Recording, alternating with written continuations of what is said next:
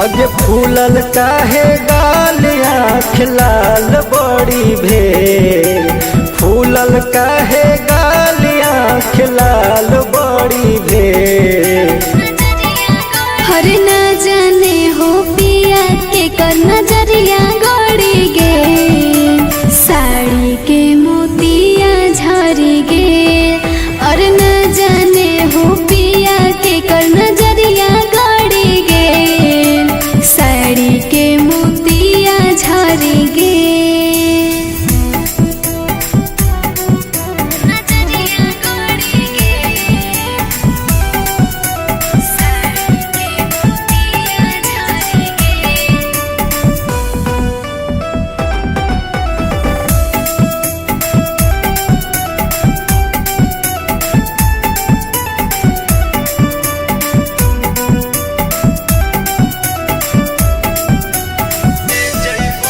ले जइबो कलकत्ता तोरा बाजार पूरा नामी, सरिया दिलाई देबो मन पसंद के दामी।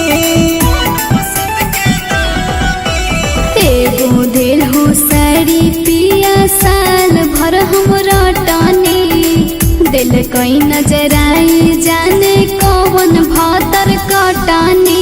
दोसर ले ले रानी बाकी माथा नहीं फेर, दोसर ले ले रानी बाकी माथा नहीं फेर। हर न जाने हो पिया के कर नजरिया गड़ी गे, साड़ी के मोतिया झरी गे। और न जाने हो पिया के कर नजरिया गड़ी गे, साड़ी के मोतिया झरी गे।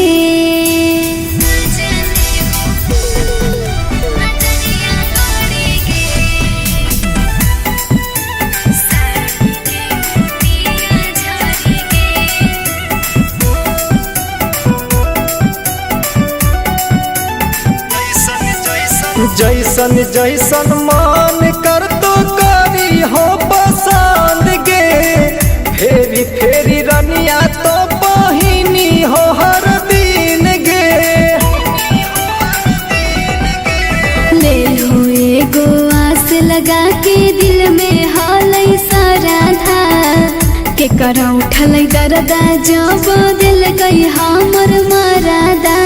भूल जो ना रानी तू के कहरो से लड़, भूल जो ना रानी तू के कहरो से लड़। ना जाने हो पिया के कर नजरिया गड़ी गे, साड़ी के मोतिया झरी गे। और न जाने हो पिया के कर नजरिया